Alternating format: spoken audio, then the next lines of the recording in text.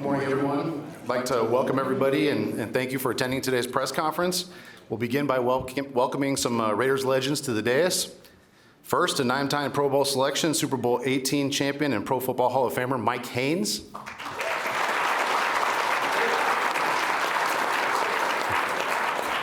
Next, a 2-time All-Pro, 4-time Pro Bowl selection, and the 2002 NFL Most Valuable Player, Rich Gannon.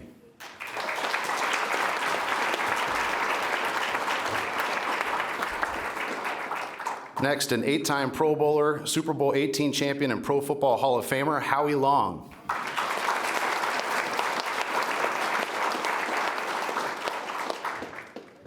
Next, a 9-time Pro Bowler, NFL Rookie of the Year and Defensive Player of the Year, and a Pro Football Hall of Famer, Charles Woodson.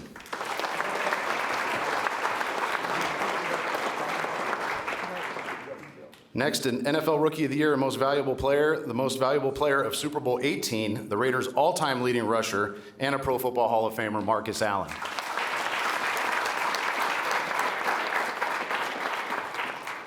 And next, an NFL Comeback Player of the Year, a 2-time Super Bowl champion, and the Most Valuable Player of Super Bowl 15, Jim Plunkett.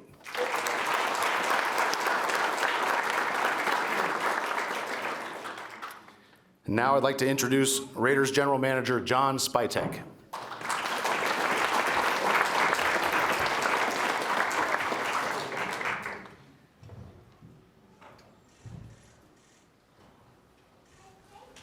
Good morning, everybody. Thank you for coming on a special day for this organization. I want to thank all the great Raiders sitting up here with me right now. It's an honor to share this stage with them, and we really appreciate. I know Mark really appreciates, and it really means a lot to him that they made the effort to come here today. And I think this is a unique. It needs to be acknowledged that this is a uniquely Raider thing. I mean, this is what makes this place special. So I appreciate all you guys for taking the time out of your busy schedules to come up here. I want to thank Mark Davis for entrusting me to lead this process to find our next head coach here with the support of Egon, Mike, Tom Brady. I'm really proud of the process that we put in place. We set out to take our time, to be deliberate, to be meticulous, to find the right leader for this organization going forward. We have a uniquely challenging offseason with the first overall pick and new leadership at the head coach, but that's why it was so important to us to find the right man to lead this organization forward. And we interviewed 22, we had 22 interviews, 15 different really quality people that we talked to. They were awesome to talk to. We learned a ton, a bunch of great humans, a bunch of great coaches, but ultimately that led us to Coach Klint Kubiak to be the next leader. We had to be patient. We had to let him go win a Super Bowl, which we were more than willing to do. So we're super proud of him for accomplishing that. And, you know, he stood out with his leadership, with his humility, with his work ethic, with his intelligence. We called many people around the league and got glowing reviews on him too. So it made it a difficult but easy decision for us. And I'm really proud to welcome him to Raider Nation as a partner. There's a lot of great things ahead. He can't wait to get to work. We have told him that he is going to go celebrate his Super Bowl tomorrow. So he's going to take a 1-day hiatus here and go be in a parade, but he'll be back ready to work Thursday. So with that, I want to thank again the ownership group for entrusting me with this, and I want to welcome Klint Kubiak as our next head coach of the Las Vegas Raiders.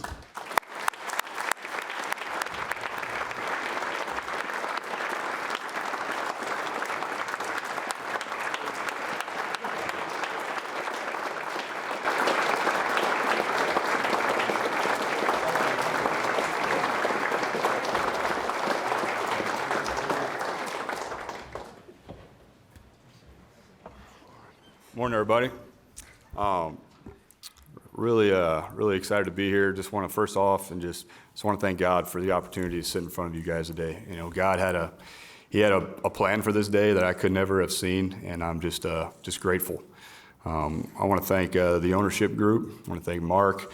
I want to thank Tom, Egon, Michael. I'm just so grateful for you guys giving me a chance to get to know me better and to give me a chance to come be a part of leading this franchise.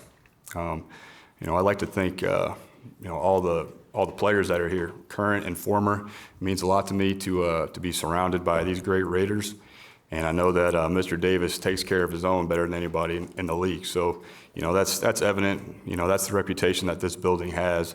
And that's something that I want to definitely continue to do, is to welcome the old Raiders and, to make sure that our players feel supported by them.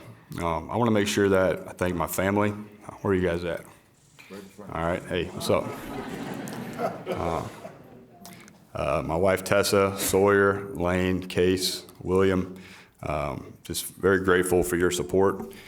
We've moved a lot, guys, and it means the world to me that you guys have supported me and have stuck with me, and we've gotten a lot closer through all these trials and tribulations. But like I said first, I think there was a master plan behind all this that none of us could have known.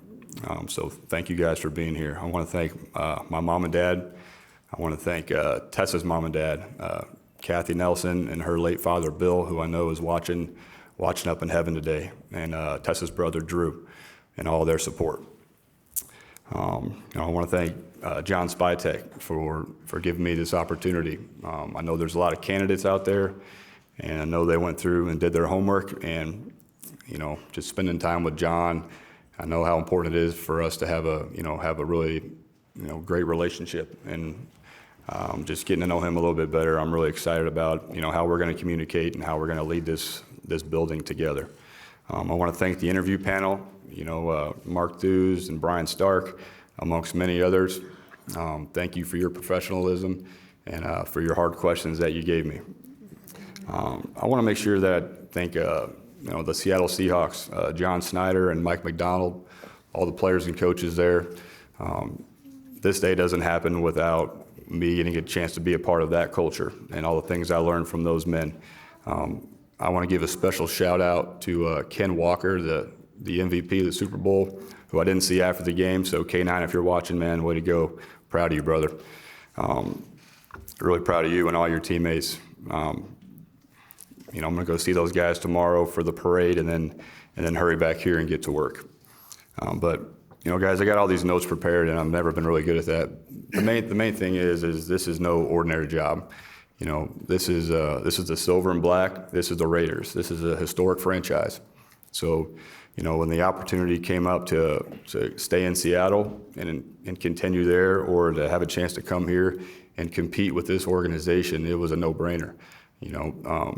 I grew up obviously watching a lot of Broncos football. All right, going against the Raiders twice a year, and the grit of this franchise sticks out. When you hear the autumn wind as a Raider, I can hear that in my mind growing up, watching NFL films and seeing these guys next to me play, seeing Howie Long and Jim Plunkett. It's pretty powerful to be sitting up here with you guys, and I just want you to know that, those values that you guys played with, that's what we're going to play with. It's really important to me that, it's really important to me that we're a gritty team, that the way that they were back in the old days. And how do we do that? Well, it's our silent tape. It's nothing that we say, it's what we do on the field, and it's what the silent tape speaks about our team, how physical we are, our effort, all the little things that win that have nothing to do with scheme. So really excited to get to work with you players, and excited to go turn your tape on, see what you guys are about right now, and then go see how we can get better together. But to be a head coach in the NFL, it is a real blessing. But to be the head coach of the Raiders, it's something that I'm very excited for. When you say commitment to excellence, okay, and you look at the walls around here, you look at the players on this wall, and there's a history of Hall of Fame players here. There's a history of Super Bowls, and that's what the ultimate goal is. But you have to be about the work if you want to get there. And I guarantee you that myself and our staff, we're going to be about the work, and we're going to be very collaborative with the personnel staff, the coaching staff. We're gonna work together so that we're a connected group, because connected teams win. There's plenty of other things to say, guys, but this is not a day to go out and cash checks. This is a day to say hello and get to know everybody. I get to know that the players that are here for me to get to know everybody. Because guys, I just got done coaching about 2 days ago, so I got a lot to catch up on. But I'm really thankful for John for letting me come in here and have this opportunity. And I just, I can't tell you guys enough how excited I am and how grateful I am and how blessed I feel to be sitting in this room. So, let's get the questions going.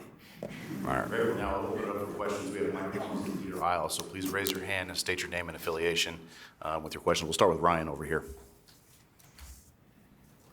Ryan McFadden from ESPN. This question is for Klint. Just could you put into perspective what the past 24 hours or so has been like?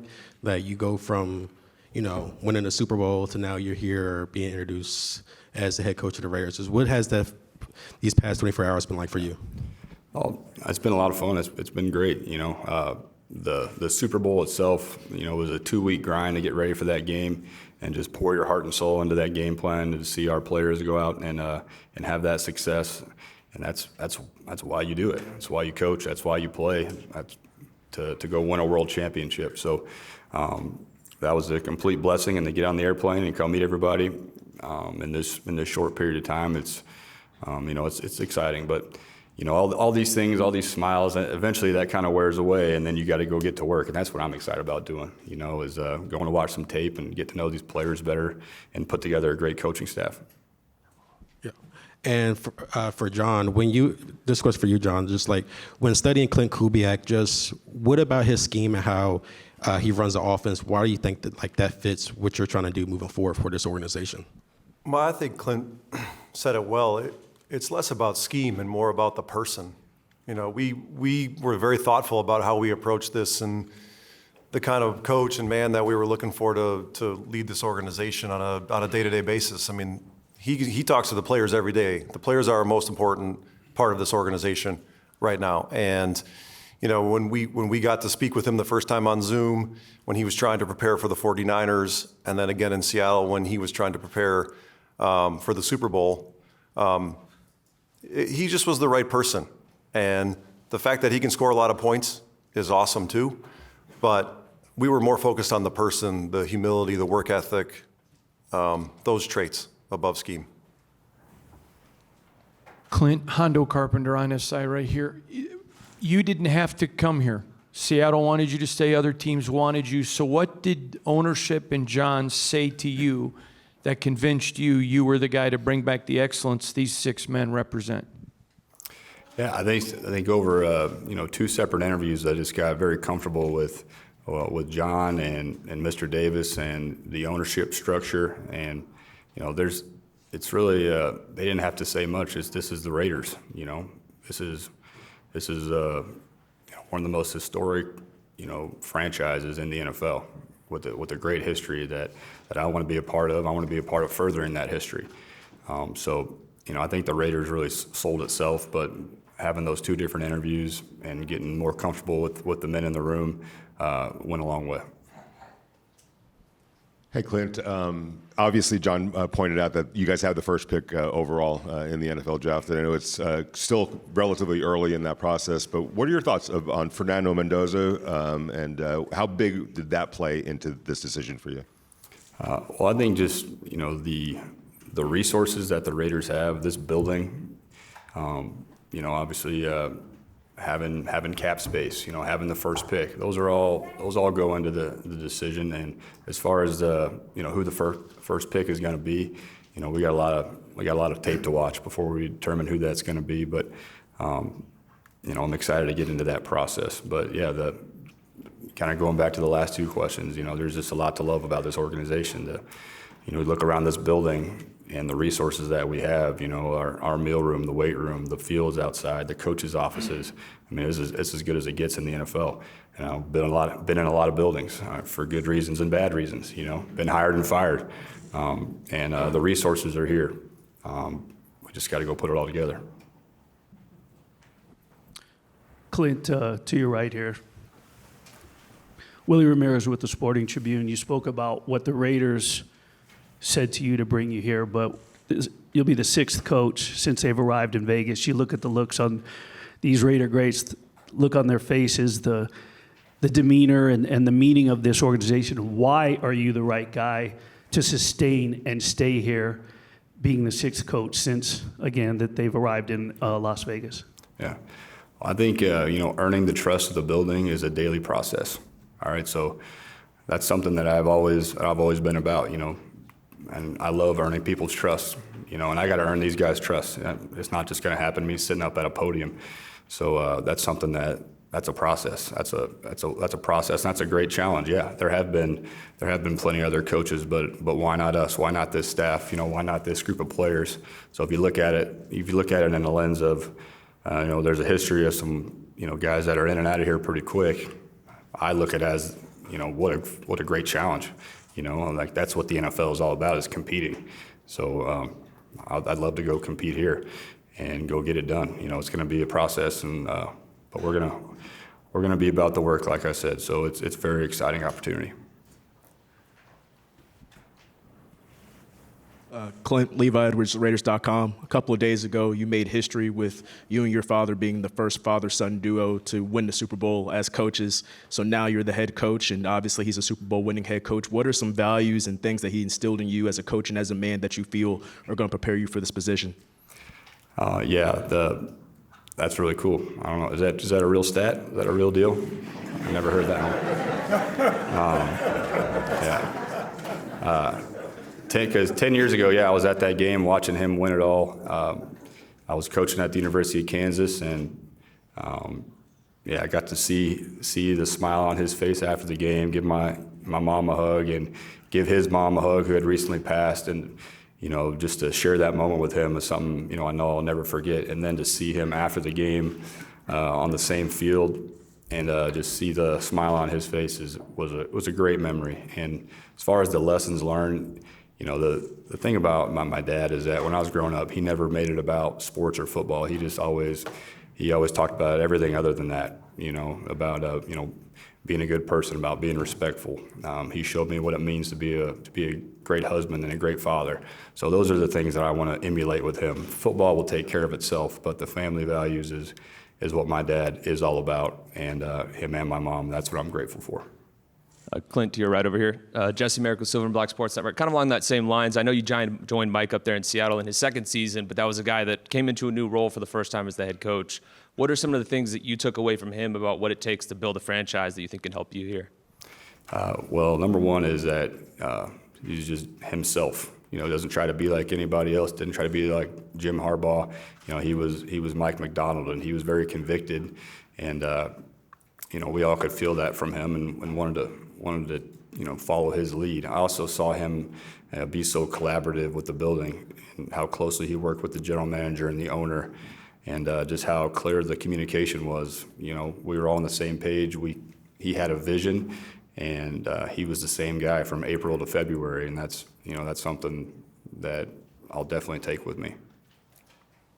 Hey, Clint. Paul Gutierrez here from Raiders.com. You got the 3 Super Bowl trophies of the franchise in front of you. You got Hall of Famers. You've got MVPs. You got Super Bowl MVPs surrounding you.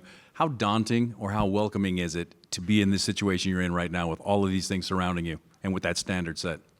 No, it's not daunting at all. It's a blessing. That's what you want to be. That's what I want our players to want to achieve. I want them to see these guys, be surrounded by these guys, because that's what their goals should be. Okay? Win Super Bowls. The MVPs and Hall of Fame, that takes care of itself when the team wins. So that's what we're going to be about, winning. Clint, in talking to players that you've coached, men of faith and not, you referenced God when you opened, they talked about your faith as part of the bedrock of how you coach and why that they felt you were trustworthy. Could you let us in on that, on how your faith impacts you as a coach, please? It's very, very simple. For me, is that my identity. I see my identity as a child of God. I know that I'm sitting here, right here, because of Jesus Christ, and it wasn't always that way. I've had some great mentors that helped me know the Gospels better, and I just my goal is to live out the 10 Commandments and the Beatitudes and let those values show through in my coaching. And I fall short of that a lot, but I always go back to my, back to the the building blocks, which is to me the Bible. Kirk Morrison here, former player, Silver and Black Productions. For you, Klint, you've been around some of the great defensive minds in the NFL, whether it's Mike Zimmer, Dennis Allen, obviously Mike McDonald, head coach in Seattle. What do you envision the defensive coordinator looks like for this football team, and how's that process going to play out? Yeah, I'm in the weeds of it right now, man. So, we're identifying candidates and going to be contacting guys and bringing them in. But I think whoever that coach is, it'll be really important that we establish a style of play, a physical style of play, and that's offense and defense. So I'm just way more worried about how our guys play than opposed to the X's and O's of it all. That's part of our job as coaches, is to scheme guys and help them be put in the best positions. But I want to make sure that we have a DC that is that's coaching effort first and technique, and a guy that's going to rip into somebody if they're not finishing in practice, because that's what helps you win. In February, it's not the X's and O's. They got 17 games of tape on you. It's about how hard you guys play. Taylor Rocha, KTNV. How do you balance the will to win with the rebuild and player development?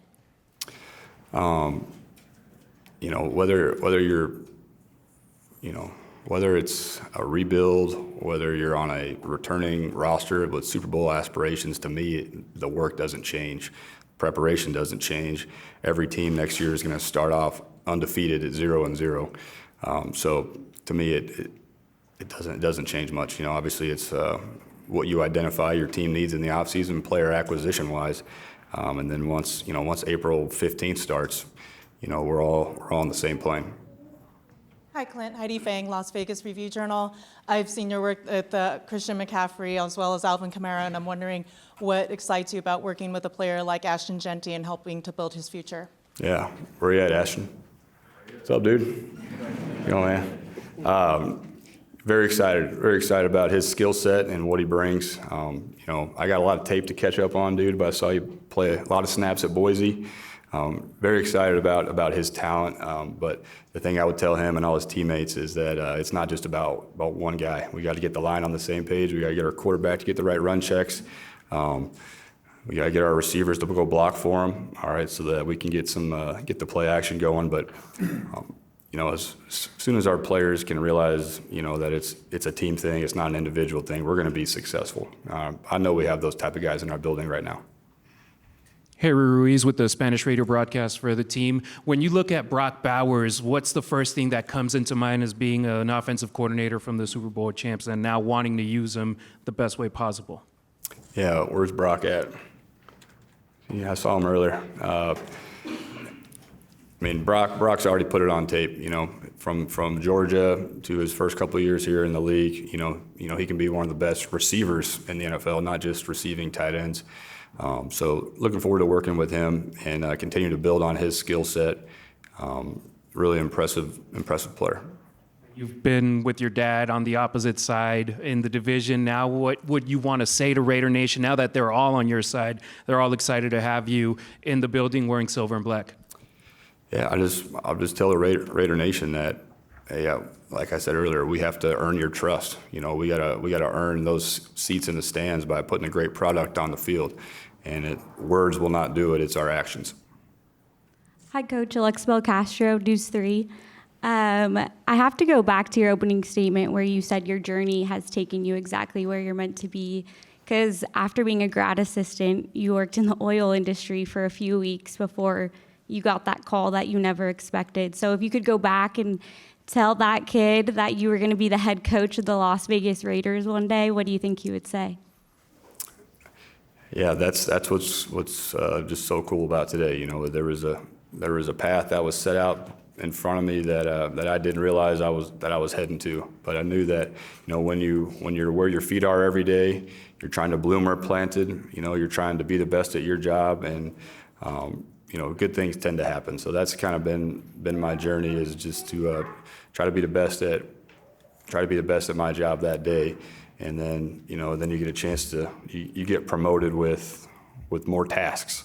You You get to draw the pass pictures. All right, now you did a okay job of that. You get to break down the tape. All right, we'll let you talk to the fourth string quarterback today. All right, you did a good enough job there. All right, we'll let you lead a meeting, and you just keep trying to do the best where you're at, and let the rest take care of itself. You've imagined this role for a few weeks now, but yesterday you stepped in the building for the first time and as head coach. What can you see from the inside that you can't see from the outside? What did you feel? I've been here before. I came here. We practiced against the Niners a few years ago. We saw the the structure here and what this all the resources that are in this building. Mr. Davis has set us up to have success there. And now it's about us, going and lifting all those weights and using that field, and using those meeting rooms because, everybody's got players, everybody's got resources. And now it's about, finding those edges and seeing, how we can bring our team together, be connected to go produce a winner. Klint again, Willie Ramirez with the Sporting Tribune. Obviously, Mike knew you had a couple of interviews leading up to the Super Bowl, but in these last 48 hours, has there been a conversation, some special moment, and if you wouldn't mind, the words or the sentiments that were shared in terms of his well wishes for you? Whose well wishes? Who's that? Mike. Coach yeah, Mike? Yeah. Yes. Mike he's been really supportive of, I can't thank him enough for really everything that he just showed me of how to be a head coach. Mike made my life really hard, and I appreciate that. He challenged us every week as a coaching staff. I thought we had a good game, and on Monday, I hated having to look at him in the eye because I knew all the hard questions were coming. But I really appreciated that about him because he brought the best out of us. So Mike's been great the entire time, been a great mentor. And just your first question, could you repeat that one? Just his, if you don't mind sharing the words or sentiments that he may have shared with you these last 24, 48 hours in terms of if there were any well wishes or they hate to see you go, whatever it may be. Yeah, I don't remember the exact words, but before every game, Mike, gives me a bro hug and said, "Turn it loose." So that's probably what he said. Coach Alex Eshelman with KTNV over here. Congratulations. I'm kind of going off of Alex's question about the oil fields company. You mentioned that what brought you back into coaching when you were telling that story was you got a call from a player, and that was kind of the moment that solidified to you that you wanted to become a coach. Along with that, I loved the story about you gifting your players Bibles. Just describe how rewarding it is to you to develop players, and where do you get that passion from? Yeah. The whole oil field story, probably getting it overblown because I want my old boss to know, I'd still appreciate the job he let me have. I feel like they're getting raw into the deal here. But long story short is I was a GA for 3 seasons, and you're trying to make what's your next move going to be. You got to figure out what you're going to do with your life.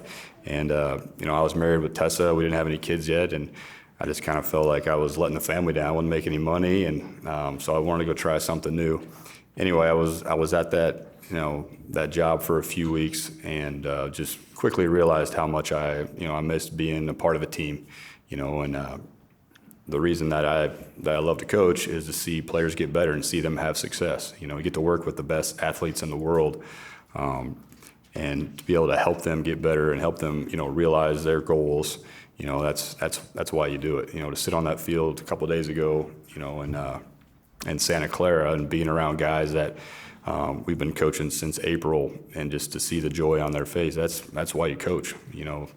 So.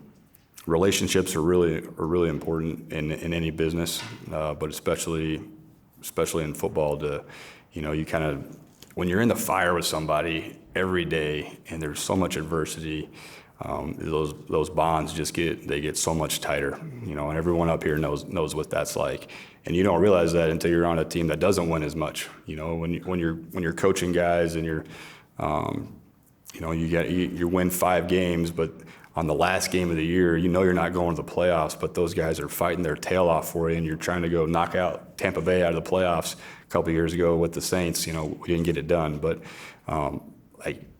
that's what it's all about, is trying to help people get better. Coach Chris Matthews with the CBS affiliate here in town. Just kind of wondering, as a new head coach, and the Raiders having the #1 pick in that draft upcoming here, and the speculation is it'll be Fernando Mendoza as a quarterback. Just your thoughts on the #1 pick, the new head coach, the opportunity, Mendoza. Just your thoughts on that whole thing and the player that he is, and I guess speculation a little bit. What an opportunity! Yeah, to get to go study this draft, and we'll come to that conclusion here soon enough. There's a lot of work to be done before then, but it's just it's an opportunity to make the roster better. Not only do you have the first overall pick, but you're picking early in all the other rounds too. So looking forward to attacking that process with John and our the scouting department and the coaches working really closely together. Coach Alan Snell, lvsportsbiz.com. What are your key factors for instilling some stability at the coaching ranks here in Vegas for a franchise that's gone through so many coaches here? Yeah, well, to me, it's what happens, years in advance is something I'm not thinking about right now. We're trying to put together a great staff of teachers, and we got to get some really good teachers here and coaches, and get us all on the same page and get our players going in the same direction. That communication is really important. I think if we can put together a great staff here, and get our players up to date on these playbooks and the things we expect of them, and then let the results speak for themselves after that. But in the NFL, you have to earn the second game. Like this league, if you don't take care of business, then you get chewed up and spit out real quick. And every one of us up here has been through that. So I'm going to have to earn the right to coach this whole season, to coach the next season. I got to show Mr. Davis that our program is about the right things, and we're developing these players. So I don't take for granted how long I'm going to be here. I know that I have to earn it every day. Clint, Zeke Trezevan, Sports Illustrated, right here down the middle on SI. I was curious, did you come with the list in terms of building out your coaching staff, a list of offensive coordinators, defensive coordinators, other assistants, and how closely do you plan on working with Mr. Spytek in terms of building out your staff specifically? Yes, definitely have a list of candidates that we're going through right now, and we're going to be working hand in hand on coaches, on the roster, everything. That's part of us being successful is us working together. Yes, we're going to wrap it up with Case, Q, and Calvin. Hi, Coach. Case Kiefer, Las Vegas Sun. You thanked a lot of the search committee and talked about John and Mark Davis, but we heard some reports that you were kind of kindred football spirits with another person in that process, Tom Brady. I'm wondering, assuming that's true, what is it about the game that you guys see similarly, and how will you lean on him during the season? Yeah, I'm really excited to work with Tom, and he made the mistake of giving me his cell phone number, so he might wish he never did that, because I'm gonna be calling him a lot. What I'm excited about is that we have different offensive backgrounds, how we're gonna, how we can pull ideas from each other. But obviously he's the greatest that's ever done it. And in the interview process, just the passion that he spoke with on all things football just got me excited about the opportunity to work with him. So, I know, plenty's been said and speculated about, how that relationship's going to go, and that's one of the main draws to come here, is to get to work with him, to get to work with Spy. These are great football minds and if we collaborate the way we're supposed to, then we're going to pull the best out of each other. And you've mentioned you've already gotten to talk to some players. I was wondering if you've spoken to Max Crosby, and is he a guy you could see anchoring your defense here for years to come? I did. I got to drink a cup of coffee with Max this morning. Loved talking ball with him, and look forward to continuing those conversations. I think he was the first one in here this morning working out, so that fired me up. Q Myers, Raider Nation Radio 920. Expanding on the Max Crosby conversation, how important is it for him when you talk about silent film and you're talking about finishing in practice and all that grit? How important is it for him to be buy in with you immediately to kind of set the tone in the locker room? Yeah, we want him to be a part of our success going forward. There's no doubt about that. And he's one of the best players in the NFL. So that's a no-brainer to get to work with Max and to see him continue to have success with this organization. Callie Finn with the Las Vegas Review-Journal. Just wanted to ask if it's safe to assume that you'll continue with the play calling and how you manage to balance play calling duties with everything that comes with being a head coach. Yeah, I do, but I hope you guys know I've never called a game by myself. That's something we do as a coaching staff together. You know, we plan together, we communicate on game day together. Quarterback coach, you know, pass game coordinator, run game coordinator. You know, that is a group effort. So I plan on continuing to collaborate with our coaches and making everybody a part of the game planning process. You know, whoever sends it into the QB and it says wristband 13, I think anybody can do that, but it's us, how we communicate on game day will be really important. What was the second part of your question? I think you touched on it, just how you can balance that with everything that comes with being a head coach. Yeah, well, it's yet to be seen. There's gonna be some learning there, but I'm really confident in, you know, the staff that we're gonna put together, and you know, I'm gonna need some tough love from Spy to give me some good feedback on what we're doing right and what we're doing wrong. Have a really good game management plan, and make sure we have those meetings throughout the week so that things don't surprise us on Sunday. Question. Mike McDonald, I think, surprised a lot of people when he said a good day is getting home 30 minutes before his son goes to sleep. I'm wondering, you know, your kids are here. How do you approach that work-life balance with your family and now this really big job? Yeah. Well, you know, I would say that that's an area that I got to get a lot better at. You know, I got to get a lot better at. So, you know, my family is the most important thing in my life, and you know, see them sitting here right now in Raiders shirts, it's a great feeling. Really thankful for my wife for getting everybody here. You know, you guys are missing school today, so. But that's the hard part of this job, is that work-life balance that I'm still working on getting better at. All right, thank you, everyone. That concludes our press conference. All right, thanks. All right, thank you.